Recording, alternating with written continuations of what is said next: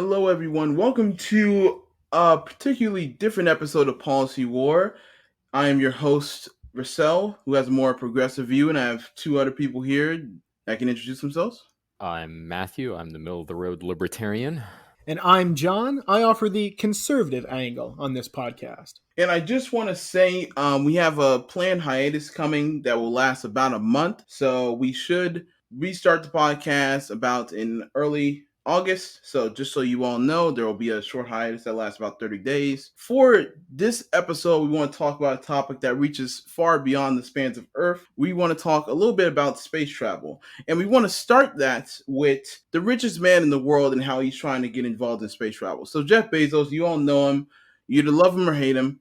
He's worth over $180 billion, and he has been wanting to get involved in space travel since he was a teenager. You can see evidence he's written about how it's inevitable for humans to go to space as we use up the resources on planet Earth. And he's trying to get the government to help him with that initiative. But just recently, Congress rejected a $10 billion appropriation to his Blue Origin space company and his goals to launch rocket ships into space and maybe launch the first human expedition into space that is on a mass scale like he plans with thousands of people.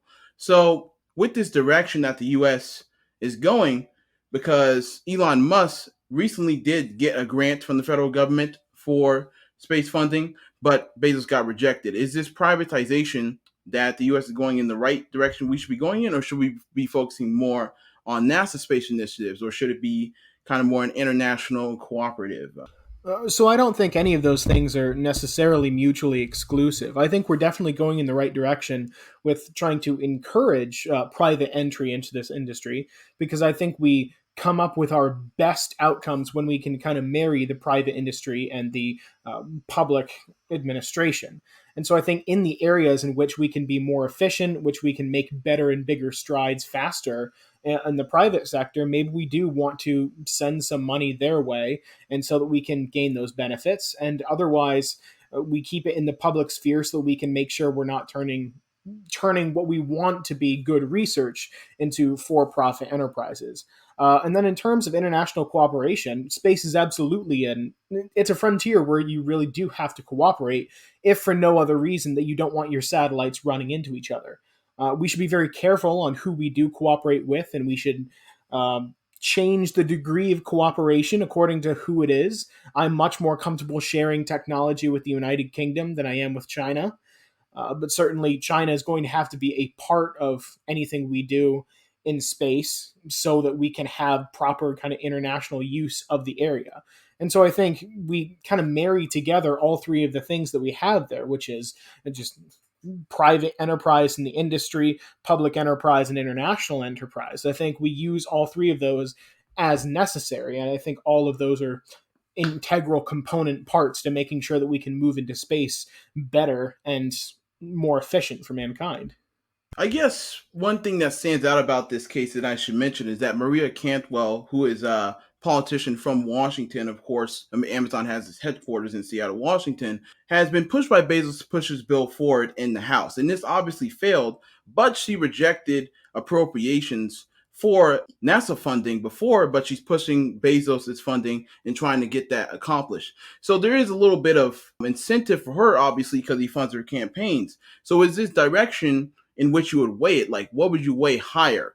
Would you weigh private initiatives higher than public initiatives, or you think public initiatives should be the main way we go? Because I get what you're saying. Like, they're all good, they're all beneficial, but what should the government prioritize for the future? Well, quickly, I think that one of the reasons that that particular politician might be kind of changing views there is because I imagine that even if he's not necessarily funding her campaign, I'm sure those dollars get back to her district in some particular way. But to your exact question, I think that when it comes to the government, the public initiatives should always come first. There should be an outcome that is beneficial for the public that we are pushing towards. Now, if we can send money to the private sector in order to better push towards those outcomes, if we can make it more efficient, if we can essentially do the business of government better by farming some things out to the private sector, then we should.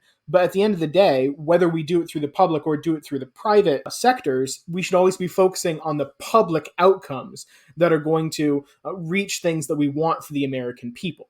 Matthew, I guess I have a slightly altered question for you, in which I want to say that, again, the question is about priorities here.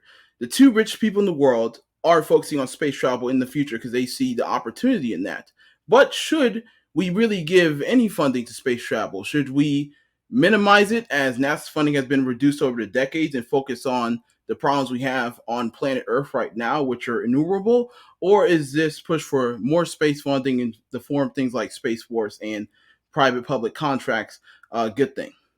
I would actually say that we should prioritize space travel and the technologies that can come out of it. Because if you look at it, you have so many technologies you have to create in order to adapt to space travel that can then be brought back to Earth. And so it'd be a benefit. And I would disagree with the idea that the private sector needs a heck of a lot of funding for this type of thing. I'd kind of agree with John in the sense that the public part of it needs to be emphasized, because I believe that government is undervalued when it comes to research. I mean, to give you an example, if you look at the iPhone, most of the technologies created for the iPhone were actually created through government research, and the rights were just bought by Steve Jobs and Apple and kind of utilized to create the iPhone. And so there are technologies that are created at universities or created through military/government research that are utilized in commercial ways. And so I would say that NASA needs to be prioritized. The problem I have, though, is it's kind of a catch-22, because whenever you have a new administration come into power, what NASA is focused on tends to change. I mean, it was one thing back in the Cold War when we wanted to beat the Russians to the moon, and that was across the aisle, the message: hey, we need to beat Russia to the moon. Let's do it. We'll cooperate with them, but we're going to be the first people with boots on the moon, and we did it. But you look at the 20th century with the Bush administration and the Trump administration and the Obama administration, you have a change in course. You have the Gemini project where we want to re-land on the moon, but then that gets scrapped, and for mining asteroids, and then that gets scrapped, and then the next thing gets scrapped, and it's just like there's no focus on the course, because you have directors changing, you have projects changing. It's like an attention deficit. And so if we could solve that attention deficit, I would not see a point in giving as much money to the public or the private sector, because, as you said, these are two of the richest people in the world. If something's profitable, they will pursue it. Do they really need government dollar signs thrown at them? I mean, why not have it be something that's part of the US government that we can use as relations, instead of having the private sector be between this? Because what if they end up using trade secrets with other clientele? What would be the lines on those type of projects? Whereas, if we do it on our own, perhaps if we want to share it on our own or build cooperation on our own, we have it. When you talk about the lack of focus among different NASA executive administrations, I think that's going to change in the future, with China actually making some real strides in space travel. They successfully launched the Long March 5B rocket, designed to eventually transport astronauts into space. And this is, of course, after they were rejected from joining the International Space Initiative by the U.S., mainly because the U.S. was worried about China, who's stolen a ton of U.S. Copyright information, trademark information, you name it. China probably has spies involved. And the U.S. obviously has a trust issue when it comes to China. So then China decided to build their own space station in the matter of a decade, and they've been pretty wildly successful for a company that hasn't ventured in it for almost the entire 20th century. But now we're seeing kind of an increase in militarization rhetoric around China in the U.S., which John has brought up a little bit, but I want to focus on that a little bit more. The Pentagon has warned that China has developed and fielded ground and space-based anti-satellite directed energy and electronic warfare capabilities. Yes, I know, a lot of big words, that place the peaceful use of space at risk. And is this militarization of space the only way we can go as a species, as humanity, or are there some other things the U.S. should be trying to reduce this hostilities between China and the US. I mean, it seems to me like we could go a different way as a species. We could just all agree to not make space a hugely militarized place, and we try and cooperate as much as possible and move forward as one mankind. But I mean, that's just not going to happen. That's not the realistic path that humanity takes. Because we have put so much infrastructure in space, we as pretty much all of the countries on Earth at this point, there's so much infrastructure in space that essentially every country is weak there right now. And so every country is also going to want to strengthen their hand in space, going to want to be able to defend their assets up there. And as it becomes a more viable battlefield, they're going to want to be able to place weapons up there to give themselves more advantages over their enemies. And so I feel like the United States, while the weaponization of space is not necessarily the best outcome, it's a reality that is simply going to continue to happen. And if we want to be all idealistic and fall behind, all that's going to do is send us behind in the technological battle. Space is going to be the next great battlefield, and it's going to be the next space where we have to be the first in developing these technologies. One of the reasons the United States has been so successful in the post-World War II period is because we have been the guarantors of the sea lanes of communication and commerce. We have essentially owned the oceans. I think you're going to run into a very similar kind of situation in space here in the very near future because of how reliant we've become on satellites and other space-based infrastructure. And so I think while the weaponization of space isn't necessarily the greatest thing, it's something we are going to have to invest in order to ensure that we are not obnoxiously vulnerable up there. It seems like we're repeating history in a sense, because this inevitability that you point is very similar to the inevitability of the nuclear arms race in the Cold War, in which, Soviet Union, US, we have to have more nuclear bombs than them for this term called deterrence, which is hard to actually prove. But with the Space Force, if a battle occurs in space, say they shoot down enemy bases with lasers. I know I'm getting all Star Trek and Star Wars on you, but it could be like that in the near future, which is crazy to think of. And we saw how the Cold War ended. The US has wasted a ton of its government budget in nuclear maintenance that it's still doing to this day for almost a reason I can't foresee why. And Russia was technologically destroyed just for focusing all its initiatives in its war budget mainly. Its economy was in bad shape, not beknownst to a lot of people at the time in the 1900s. So are we really just going to continue this? Like, we haven't learned anything from the Cold War? Matthew, I know you know a little bit about Russian-U.S. cooperation that happened. Can that happen with U.S. and China to prevent this kind of increase of militarization in space? So let me lay some groundwork here. Whenever the Cold War happened, even when Russia beat us to the first satellite in space and the first man in space, there was cooperation throughout the administrations up until and even after we landed a person on the moon. So even though there was a quote unquote space race, there was still cooperation throughout the way. There was also the use of shared missions like the Apollo-Soyuz mission, in which we docked two shuttles together. And of course, after the Cold War, the International Space Station. So there was still that hand, a way to calm tensions. So space is a decent place to do that. Diplomacy, have, the way in which we can keep a line of communication. And to this day, we still send astronauts to former Soviet territory to use Russian rockets to fly them to the International Space Station. So we still have cooperation with Russia. Does that mean that we're going to have the perfect relation with them? No, but it's still one avenue in which we can agree. And space, as John said earlier, space can be weaponized, but I want to bring up kind of a counterpoint that space can be weaponized, but it's not weaponized in a way that other areas are weaponized. Okay, so for example, in conventional warfare, if you look at World War II, if you shell an area, you destroy their town. Okay, let's say you destroy the Berlin. Okay, you destroy Germany's economy, and that affects them, and you may have an economic effect. But if you destroy a satellite in space, you cause debris, and that debris can hit any satellite. Debris doesn't care whether it's a US satellite, a Chinese satellite, a Russian satellite, an Israeli satellite. It's going to hit it. And so everyone has an interest to avoid the destruction of satellites in space and keep space non-weaponized. The problem is when we don't have communication, when there's a breakdown, when we don't have that way to de-escalate. And it kind of started out in the 90s and 2000s. China was excluded because they weren't a big country at that time. They didn't really have a space program.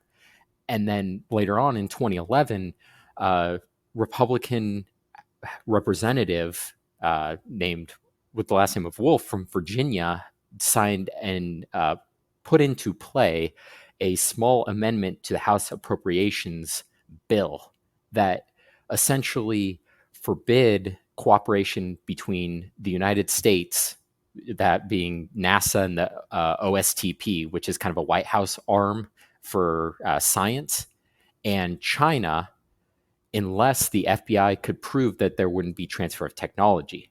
And so it kind of chilled relationships between the United States and China. And so there's not really too much cooperation between the two whenever it comes to space endeavors. As you said earlier, they're not really on the International Space Station. I don't believe a single Chinese astronaut, or I don't even think they have a name. Taikonauts Japanese, cosmonauts Russian, but not a single Chinese national astronaut has been to the International Space Station, to my knowledge, or stationed there for a long period of time. So they're not even internationally recognized in that matter.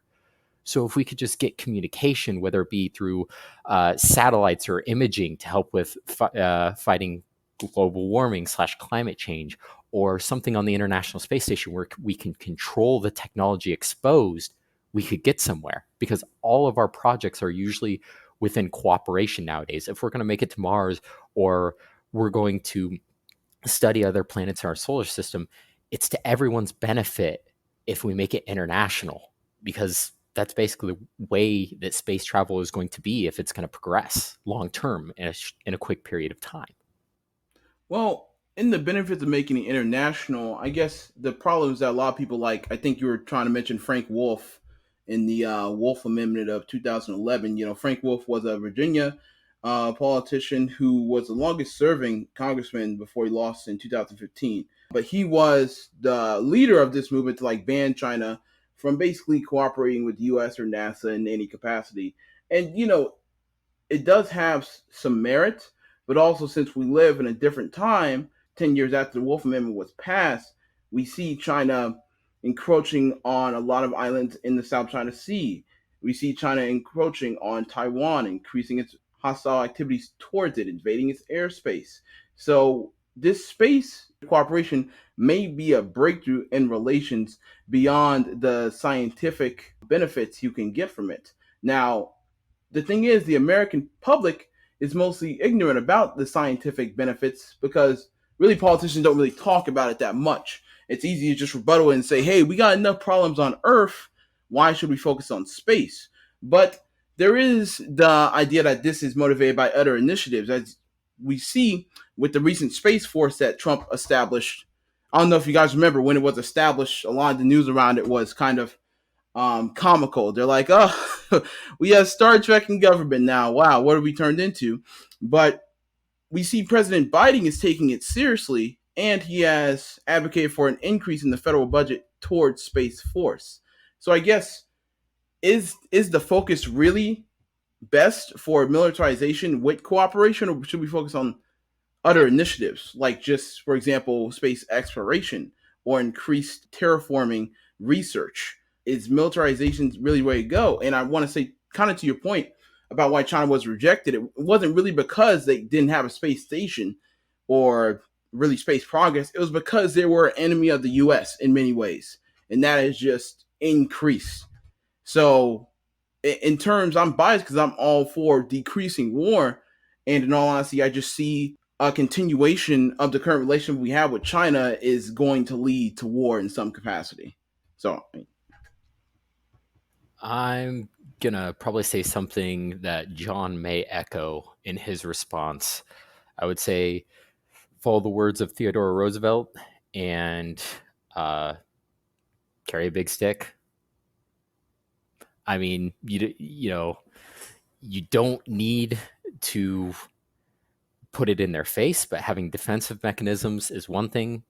You can be silent, cooperate in some fields, but make sure you're prepared in case they stab you in the back. Because they may try to invade Taiwan, they may try to do something like that, although I'd say the odds are kind of small because they're more defensive about it and they haven't done anything as major in the past. But, hold it out there that it's a possibility, build to the capacity of being able to do it, but also have a robust civil option. So speak softly, carry a big stick. I certainly do appreciate that truism from President Roosevelt.